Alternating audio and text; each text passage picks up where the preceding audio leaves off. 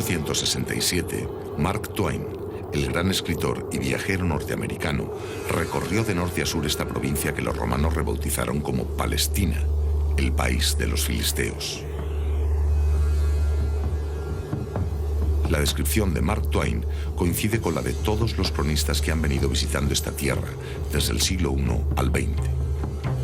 Una extensión desolada y triste, tomada por la maleza, despoblada, sin apenas animales ni árboles, con mares salobres e inertes y ciénagas infestadas de fiebres.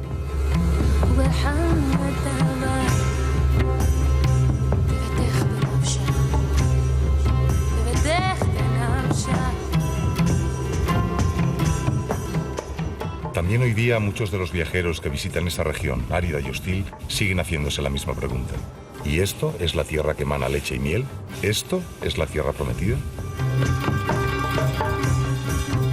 Dicen que encontrar esa respuesta es la causa de que los judíos lleven 3000 años rebuscando significados escondidos en cada trazo y en cada letra de la Torá, la palabra de Dios revelada en el Sinaí.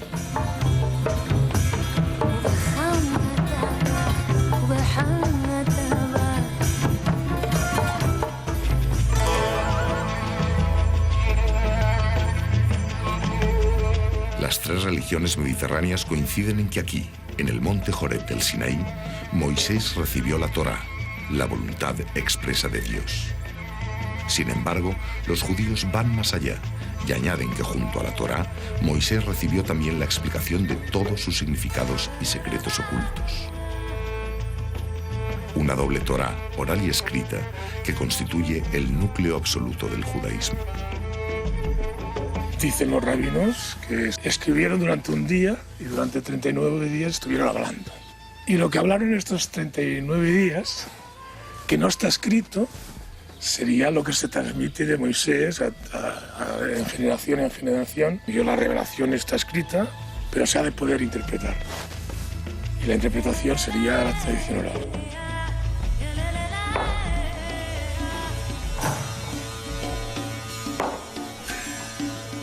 La Cábala es el don que recibió Moisés para interpretar el texto de los textos, la Torá, cuyo enorme significado no cabría en 100.000 libros. Una ciencia que a partir de Moisés irá pasando de generación en generación y de orilla a orilla del Mediterráneo para germinar en las mentes de los maestros elegidos, los sabios de corazón. הקבלה בעצם ניתנה לאדם הראשון. ויש ספר מעניין שנקרא רזיאל המלאך. Hay quienes llevan el origen de la Cábala hasta el principio del ser humano, hasta el propio Adán. Para ellos, la Cábala es como un sexto sentido ya olvidado con el que Adán fue dotado por naturaleza. Por eso, dicen los cabalistas que la Torá no se estudia, se recuerda, con aquel don heredado del primer hombre que todos poseemos en potencia. Otros ven la Cábala como el fruto de la tradición caldea transmitida por Abraham, o como la ciencia del antiguo Egipto que aprendiera Moisés.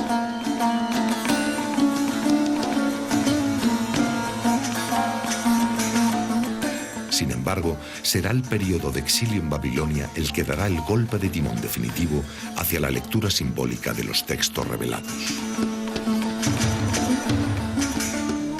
Durante los 70 años de cautiverio en Babilonia, la casta sacerdotal, sin templo para el culto, perderá su influencia y razón de ser. Y serán los escribas, los hombres cultos de la corte en el exilio, quienes a la vista de los nuevos acontecimientos replantearán los dogmas que dejaron atrás en Israel y sentarán las bases de un judaísmo renovado. Empezando por la unicidad de Dios. A partir de ahora, Dios será uno, único, el mismo Dios para todos los hombres y toda la creación. A partir de Babilonia, la verdadera morada de Dios ya no será ningún templo, objeto ritual ni lugar concreto, sino solo su palabra dada. Y el verdadero quehacer del hombre, el estudio perseverante de la Torá, la voluntad de Dios hecha palabra.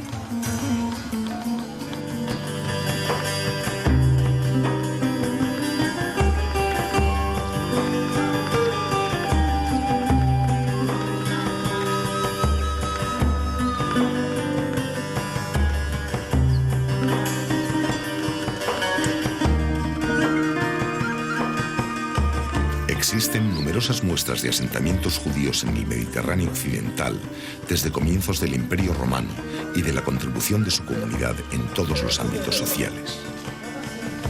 Los académicos localizan el nacimiento de la Cábala, tal y como la entendemos hoy, en las juderías meridionales francesas del siglo XII. Desde allí, la Cábala se extenderá rápidamente a Cataluña y el resto de la España medieval, la añorada Sefarada, donde alcanzará su máximo esplendor.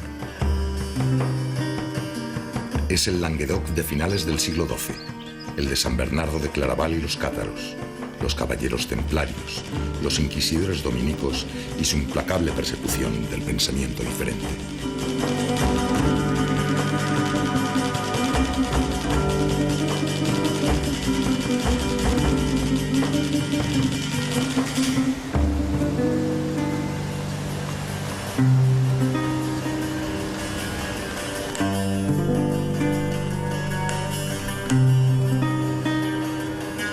En este escenario aparece al fondo la figura del rabí Isaac el Ciego, el precursor de la cábala moderna. Algunos le han adjudicado la autoría del Bajir, una obra cabalística temprana aparecida hacia el año 1200 y que sin duda conoció. Pero el Ciego era un ferviente entusiasta de las ideas gnósticas y neoplatónicas tan vivas y tan perseguidas en los valles pirenaicos del siglo XII. Isaac el Ciego defiende que toda la creación tiene su origen en el interior del ser divino, en esa región inalcanzable por el entendimiento que los cabalistas llamarán Ein Sof, lo incognoscible, lo infinito, y que desde ese infinito aparece el pensamiento divino como la primera de las emanaciones sobrenaturales de donde proviene todo lo creado.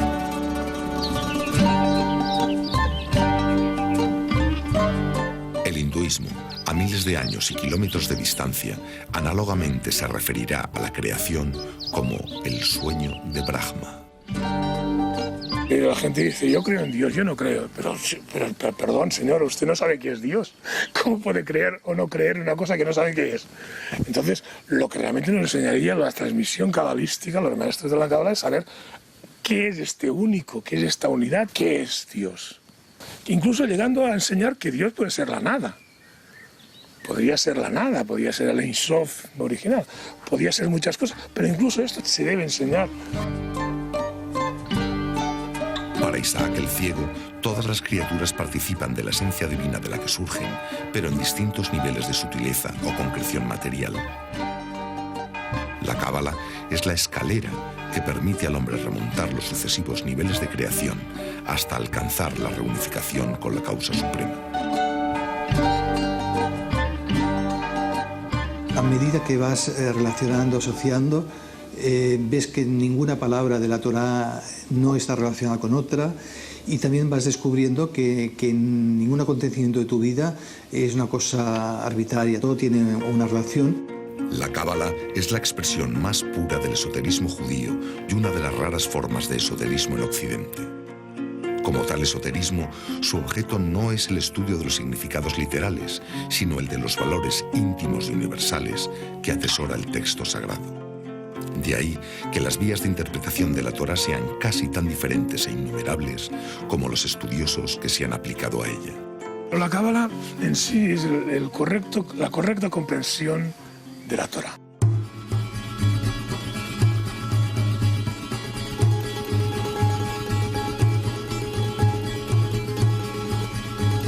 Asriel ben Menahem, Asriel de Gerona, traerá la cábala desde el Languedoc a Sefarad, la España judía. Y cuentan que también le dio su nombre, cábala, tradición, recepción de un don. Asriel fue el discípulo de Isaac el Ciego y el maestro a su vez de Nachmanides, el principal talento cabalista de lo que se conocerá en adelante como Escuela de Gerona.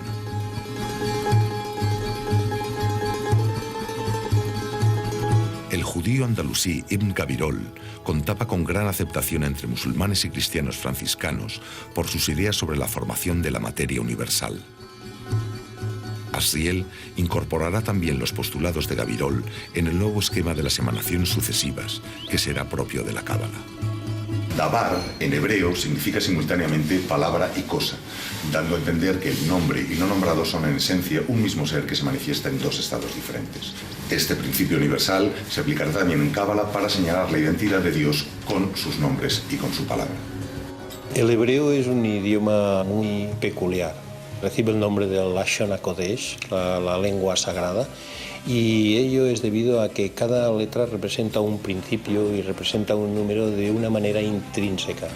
Es decir, la letra no podría existir si no estuviera en una íntima relación con el valor que representa y con el significado que representa.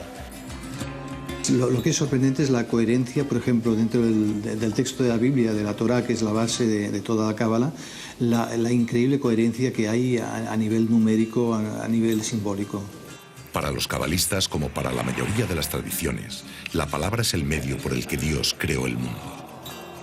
Es el verbo o hágase de los cristianos, el kun de los musulmanes, el yehi de la Torá. De ahí que las 22 letras del alfabeto hebreo representen a las potencias creadoras, cada cual con su significado particular, su valor numérico fijo y su enlace con conceptos concretos. El ADN de la creación. Y todas esas letras de las que el universo está hecho están en la Torá. Por eso, si existe una respuesta, está necesariamente en la Torá, explícita, a la vista de todos, o velada a la espera de brotar solo ante la mirada de quien la merezca. En todo caso, hallar esas respuestas depende de leer del modo correcto. De ahí que la Cábala haya desarrollado a lo largo de los siglos nuevos sistemas de poner en relación los caracteres escritos y los arquetipos de los que provienen. Al contrario de lo que suele creerse, estos métodos especiales de lectura no son demasiado habituales en la Cábala especulativa, más inclinada a los aspectos simbólicos del texto, aunque sí en la llamada Cábala práctica.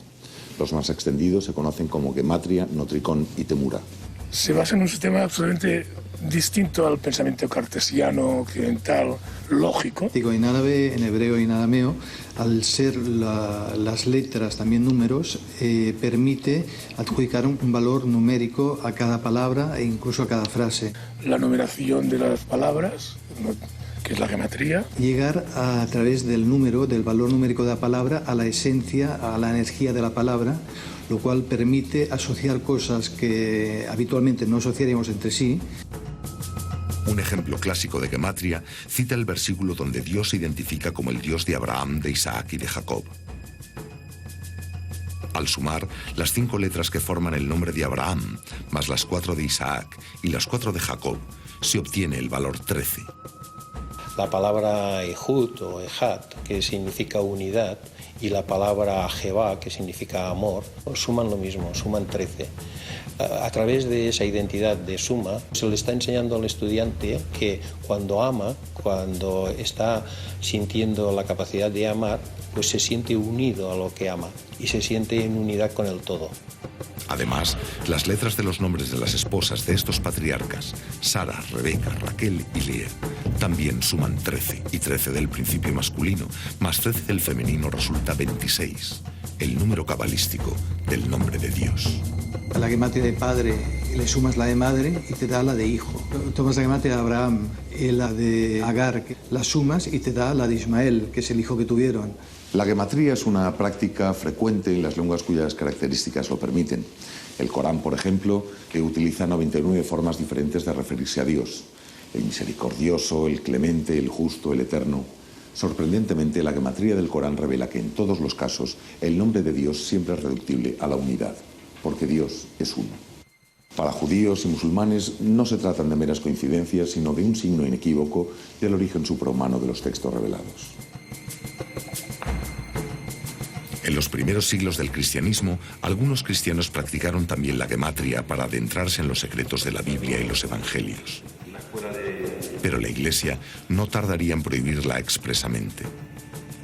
Poco después, las sucesivas reescrituras canónicas de los textos originales y sus traducciones a las lenguas vernáculas la hicieron definitivamente inviable. Existe una cábala cristiana que se llama cábala cristiana a partir del Renacimiento. Esto es lo que apasionó a Giovanni Pico de la Mirandola, ¿no? De decir, pero si la cábala está justificando a Jesucristo, la divinidad de Jesús, ¿no? Está justificando la Trinidad. El Nutricón es tomar las iniciales de varias palabras para formar una nueva palabra. Por ejemplo, Organización Naciones Unidas, ONU. ONU sería un Nutricón. Otro ejemplo de Nutricón remite al libro del Eclesiastés. Según la Cábala, la pregunta ¿quién subirá por nosotros al reino de los cielos? Contiene su respuesta cifrada. Porque tomando las iniciales de la frase se obtienen M-I-L-H, palabra, ley. Y tomando las últimas letras obtendremos I-H-V-H, el nombre de Dios. La respuesta se hace entonces evidente, palabra y Dios. Una excelente base para la meditación y el ejercicio del intelecto puro.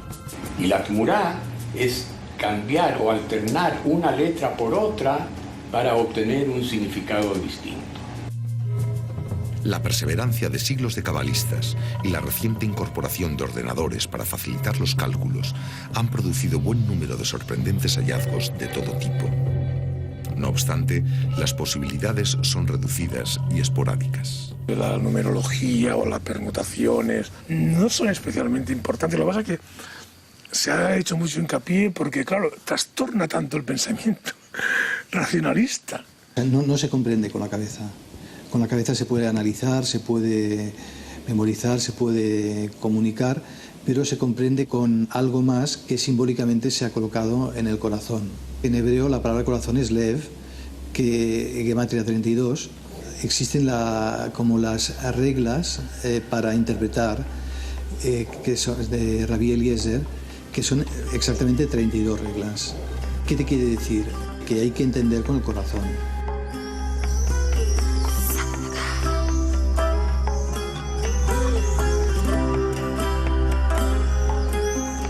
En el Zohar, la obra cumbre de la Cábala, Moisés de León describe así su hermoso halo de misterio. La Torá es una bella amada que se esconde en las estancias de su palacio. Tiene un amante secreto, el sabio de corazón, que por amor a ella, día y noche ronda la casa. Ella lo sabe y por un instante fugaz se asoma y le muestra su sonrisa para volverse a ocultar de nuevo. De todos los presentes, solo él la ve y todo él, su corazón y su alma, se vuelve hacia ella, porque sabe que durante ese mismo instante ella también ha ardido de amor por él. Y solo entonces el verdadero sentido de la Torá se le vuelve claro, con su texto literal al que no se le puede cambiar nada. Por eso hay que estar siempre atento a la Torá para convertirse en su amado, tal y como está escrito. Para el Zohar, la pasión por el conocimiento de Dios es equiparable al afecto entre los amantes. Y ningún deseo tan dulce como el de la Shekinah, la presencia del amado.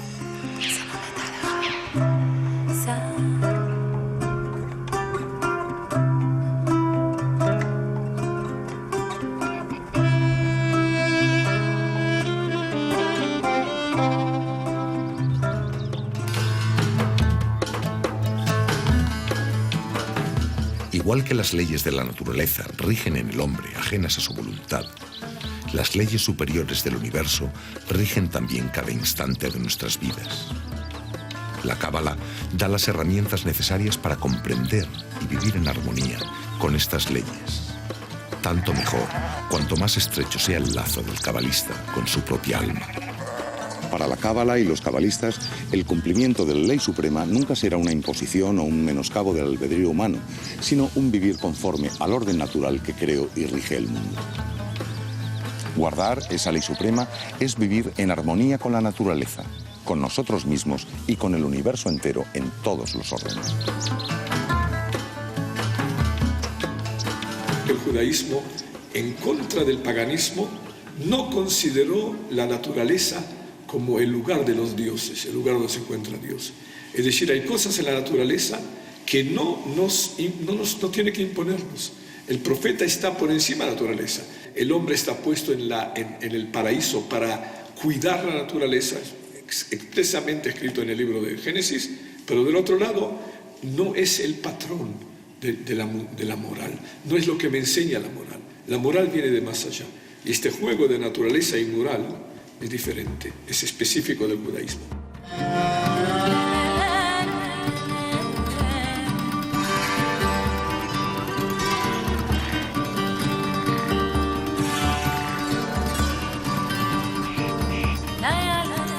Moshe ben Nachman, conocido como Nachmanides o Bonastrux Saporta, es la mayor autoridad del judaísmo de su tiempo. En sus comienzos fue un ferviente seguidor del judío cordobés Maimónides, aunque más tarde abandonara la vía racionalista aristotélica por considerarla inferior a la experiencia directa de la revelación.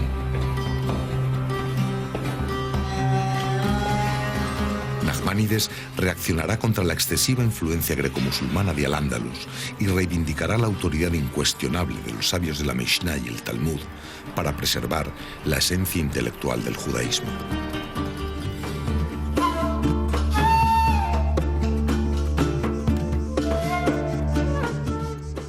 En este lugar, en la ciudad de Tiberíades, en la ribera del mar de Galilea, se recopiló y editó el Talmud entre los siglos III y VI después de Cristo. Un compendio de las interpretaciones de los antiguos sabios judíos sobre los significados ocultos de la Torá, muy plurales y hasta a veces contradictorias, pero que constituye uno de los pilares del judaísmo. El Talmud es la recopilación escrita de la antigua tradición oral. Lo que hizo el Talmud es un desarrollo muy importante de la dialéctica, de la forma de pensar, casi diría de la forma de explorar todas las posibilidades. Es por eso que hoy en día un talmudista, un buen talmudista, puede dar en un lugar donde se habla de inseminación artificial y puede traer todo un libro que son las fuentes talmúdicas de su posición. Y esta forma de tratar de llegar a los límites del pensamiento, ya sea del legal, ya sea de los otros tipos de pensamiento, eso es algo que aprendimos del Talmud.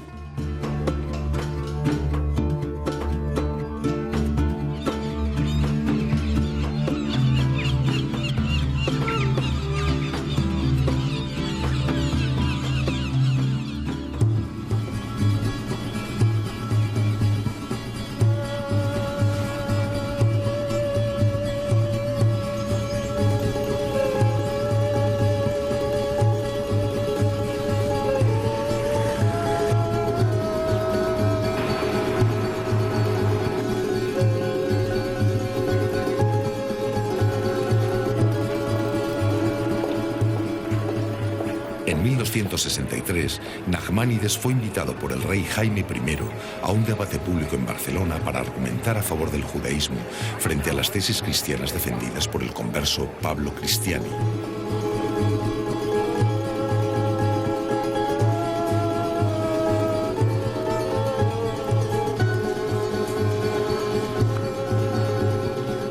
Las materias a debate se centraron en el Mesías, en su venida, en su anuncio por los profetas y en su naturaleza humana o divina. La disputa de Barcelona, como ha dado en llamarse, acabó en tablas. Sin embargo, a pesar de la gran influencia de sus parientes barceloneses y del favor real, la Inquisición logró finalmente la orden papal de destierro contra Nachmanides. Nachmanides se vio obligado a emigrar al devastado Jerusalén de las Cruzadas y se estableció en Acre hasta su muerte en 1270.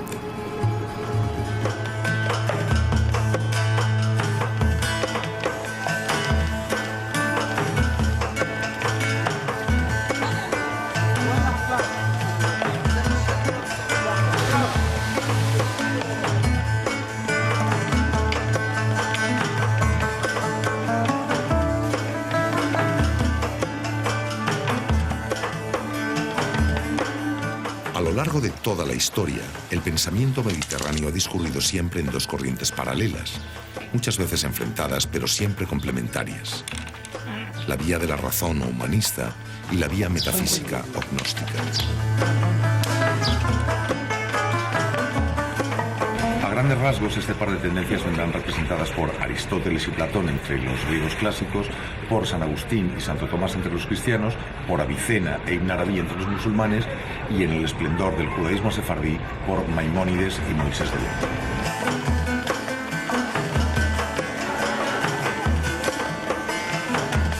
A pesar de su difusión, la cábala nunca ha sido completamente aceptada, ni mucho menos, en el seno del judaísmo.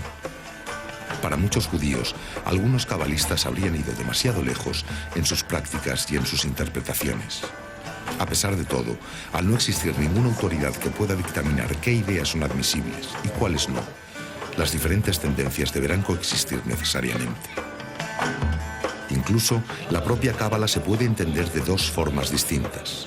Una metafísica, buscando la iluminación directa. Otra, como el medio para conocer la realidad que nos rodea, el conocimiento de Dios o el conocimiento del mundo. Efectivamente, explicar la creación de Dios, la estructura íntima de su obra, ha sido la meta de los cabalistas durante siglos.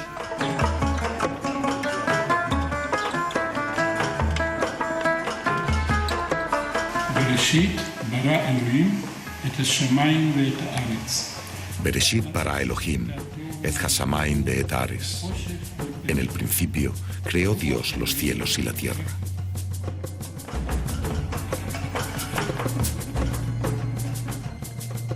Cuentan que la letra Bet de Bereshit fue la elegida para encabezar la Torá tras escuchar a todas las demás letras que aspiraban a tal honor.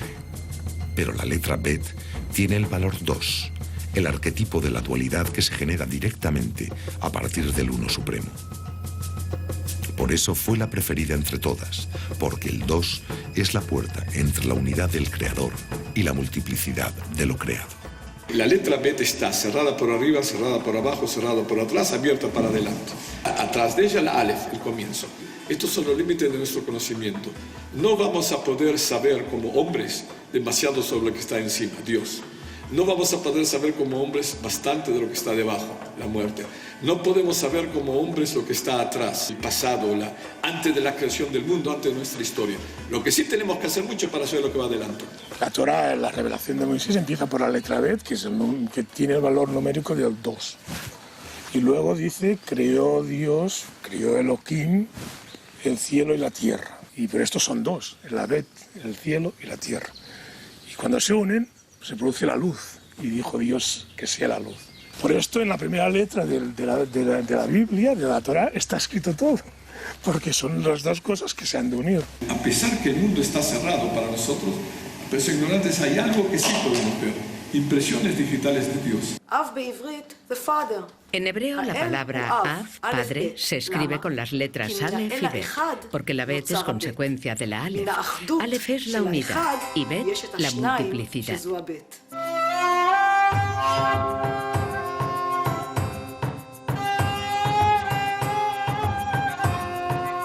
Como simboliza la estrella de David, el emblema de Israel por excelencia, el retorno a aquella unidad perdida solo vendrá por la reunión armónica de los pares de opuestos, como representa el lazo de los dos triángulos.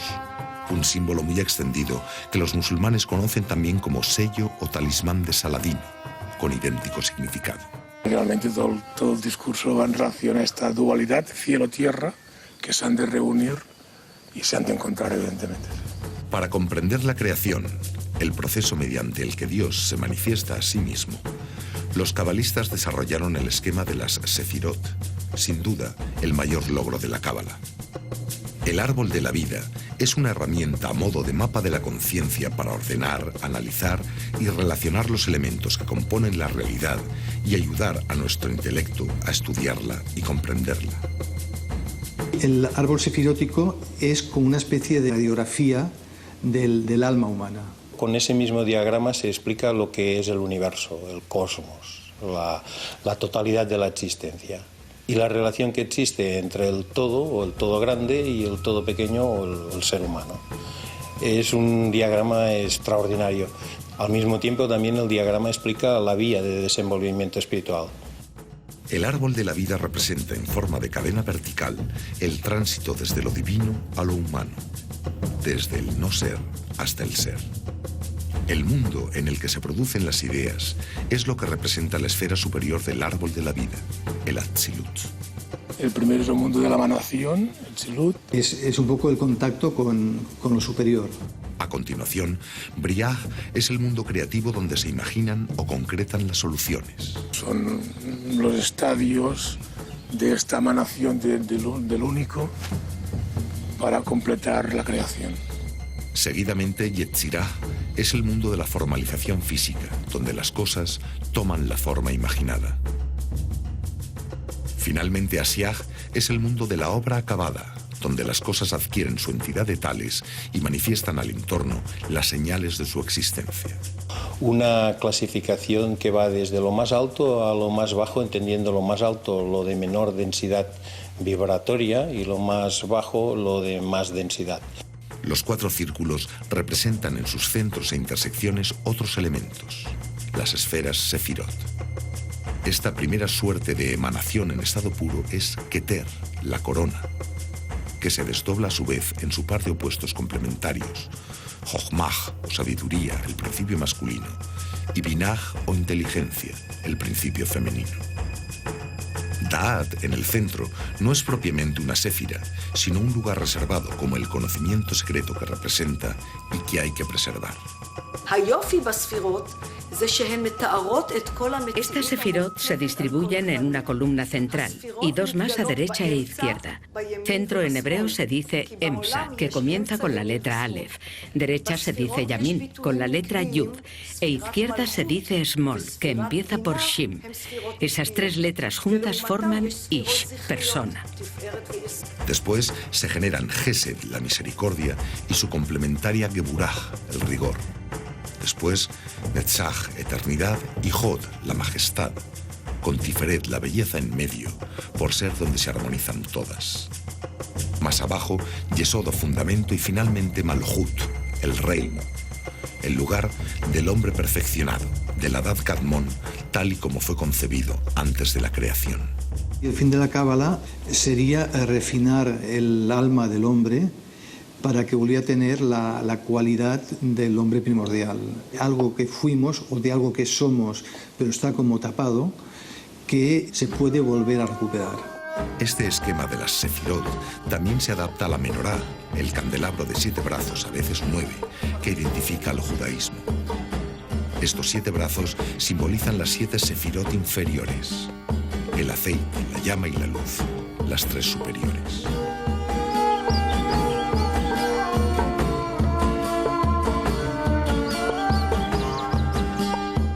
Cuenta la tradición que aquí, al pie del monte Merón, en los alrededores de Safed, 10 hombres sabios de Israel se refugiaron huyendo de la represión romana. Y que aquí, en estas cuevas, consagrados al estudio de la Torá, permanecieron ocultos 13 largos años, durante los que el rabí Simón Bar Yochai, inspirado por el profeta Elías, dictó a sus discípulos todo su saber. Estos serían supuestamente el origen y escenario de la obra más difundida de la Cábala, el Zohar, el libro del esplendor, uno de los textos más queridos del judaísmo. Cuando el cielo y la tierra se juntan, cuando el Espíritu de Dios que planea sobre el abismo entra en el abismo, se produce la luz. Y esta luz es el esplendor, esta luz del Zohar.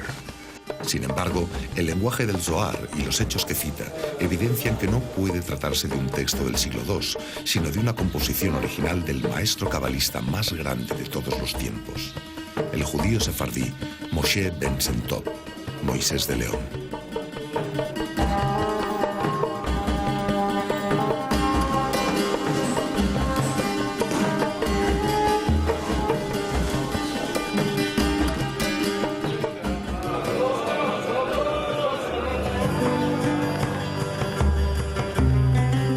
Moisés de León nace en Castilla hacia 1250, en la Castilla ancha de los traductores de Toledo, de la convivencia, del ansia por el conocimiento y la puesta en común del saber, al amparo del rey sabio, Alfonso X de Castilla y León.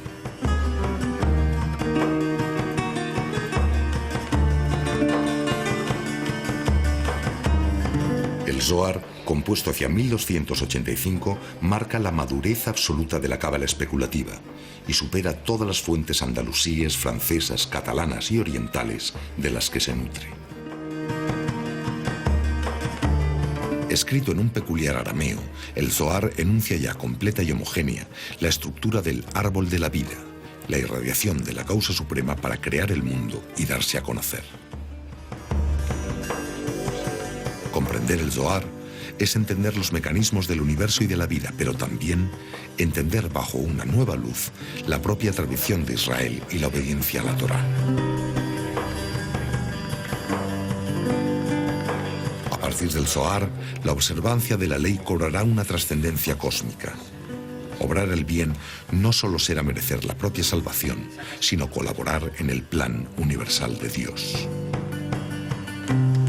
La cábala resulta una forma muy especial de relacionarse con lo trascendente.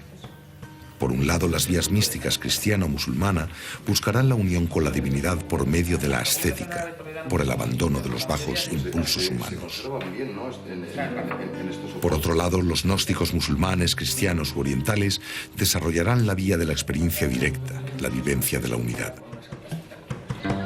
Sin embargo, la gran aportación de la cábala es cómo valora, cómo maneja y cómo se sirve del concepto de dualidad. Una dualidad condenada a disolverse en la armonía del uno, pero una dualidad creada al fin y al cabo con un propósito.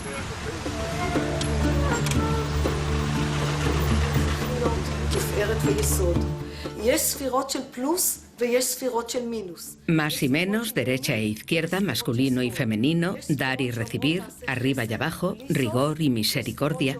Las sefirot están en todo, en el hombre, en la naturaleza, en cada ser viviente. Y hay que descubrir el correcto equilibrio de las sefirot dentro de uno mismo. El concepto de dualidad es importante no solamente en la cábala, es importante en toda tradición espiritual. El concepto de dualidad es fundamental para encontrar el tercero, la unidad de los opuestos. Porque la dualidad en sí es separación, pero es importante porque puede generar la integración, el número 3, ¿no? Que sería la reunión en el centro del árbol de la vida. Desde esa dualidad, desde ese par de opuestos necesarios, la cábala enunciará la distinción entre masculino y femenino que lo ordena todo. La acción y la sabiduría, el cielo y la tierra. Pero también el dolor y la vida, el deseo y el temor, lo eterno y lo cotidiano, la paz y el ego.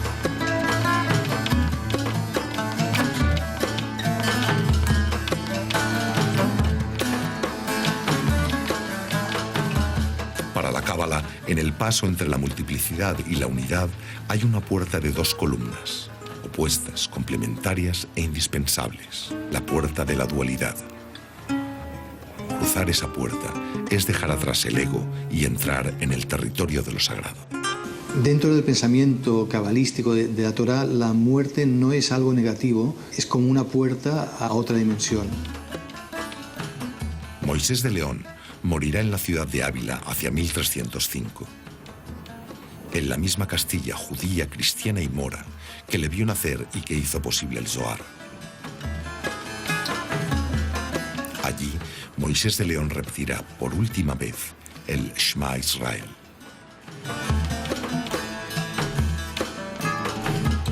El judío, lo primero que aprende a decir y las últimas palabras que dice antes de morir son una oración que es la quinta esencia del judaísmo. Shema Israel, Hashem Elokeinu, Hashem Echad. Acaba por Hashem Echad. Hashem es el tetragrama, el nombre de Dios, cuya gematria es 26, 13 por 2. Y Echad, que quiere decir uno, quiere decir la unidad, es gematria 13. Te están diciendo 26 es 13. ¿Qué pasa aquí? Aquí falta algo, ¿no? Hay otra palabra muy importante dentro de la cábala de la Torá, que es ahavá, que quiere decir amor, que también es gematria 13. La idea de Dios completo es Dios como amor y como unidad al mismo tiempo. El Señor, nuestro Dios, el Señor es uno. Eso significa que es el nombre de la unión del cielo y de la tierra. No significa que sea un ser aislado, sino que es un ser que ha unido los dos contrarios. Es el ser de la unión.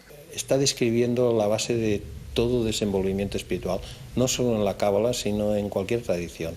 El individuo tiene que aprender ese esma, ese escuchar lo que le dice la vida, a escuchar el impulso interno, a escuchar incluso pues lo que han dicho los sabios que han ido antes de él, y debe vivir la cualidad de Israel. La cualidad de Israel es aquel nombre que se le da al Jacob cuando lucha para salir de ser un hombre común y convertirse en un estudiante espiritual. Israel, el que lucha con el ángel, el que lucha con sus debilidades.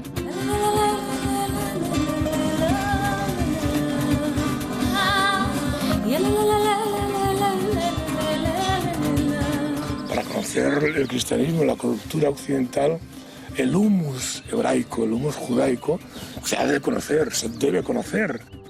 La Torá es oral, la Torá sobre la boca, esto sí que nos importa, esto nos ayudará a comprender lo que es el cristianismo, lo que es la cultura occidental, sin lugar a dudas.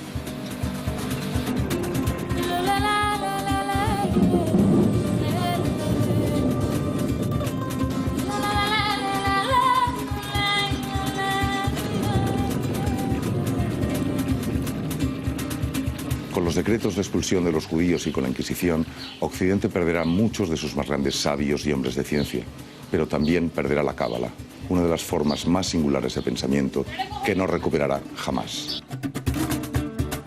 Los que se quedaron en Sefarad permanecieron ocultos tras el cristianismo hasta disolverse en él. Los que volvieron a Oriente se congregaron alrededor de la llamada Escuela de Safed, buscando en la Torá, a través del Zohar, consuelo y soluciones mágicas para unos acontecimientos que les desbordaban. Hubo una cábala muy catalana del sur de Francia, luego una cábala muy castellana de Toledo, de la Escuela de Toledo. Luego hubo cabalistas alemanes que incluso influenciaron a los españoles. Luego quizá el momento más floreciente fue la cábala de Safed. Isaac Luria Askenasí, el fundador de esta escuela, junto con el sefardí Moisés Cordovero y Joseph Caro, están considerados sus mejores talentos. En la Kabbalah hay algo que ya tiene muchos miles de años, la idea de que una persona que desenvuelve, que desarrolla todo su potencial espiritual y religioso, puede tener algunos poderes místicos de ayudar a la gente y de cambiar. Eso sí existe. Pero la magia, ese es otro problema, seguro que no la magia que se utiliza contra Dios. La Cábala está pensada para ser operativa a través de las experiencias de la vida cotidiana. Y ese es el gran valor de la Cábala. Y esto es revelación, esto es suprahumano, divino, etc. Si no, es un juego de alta sociedad o baja. Es maravilloso porque te permite dar un sentido a tu vida y ser mejor persona incluso. La Cábala le da fuerza al hombre para hacerse mejor persona y para acercarse a Dios. La Cábala le da la llave para descifrar el código de la existencia. Para otros es la fusión perpetua con la hermosa amada oculta en el palacio. El atributo del hombre dueño de sí mismo porque ya no se pertenece. La sonrisa de los profetas y la paz del alma. ¿Quién podría resistirse a tanta belleza?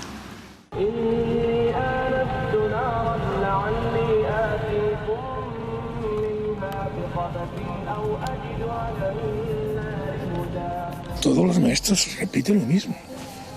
Desde Moisés a Moisés de León, y si hay algún cabalista oculto diría lo mismo. Porque no hay otra cosa que decir.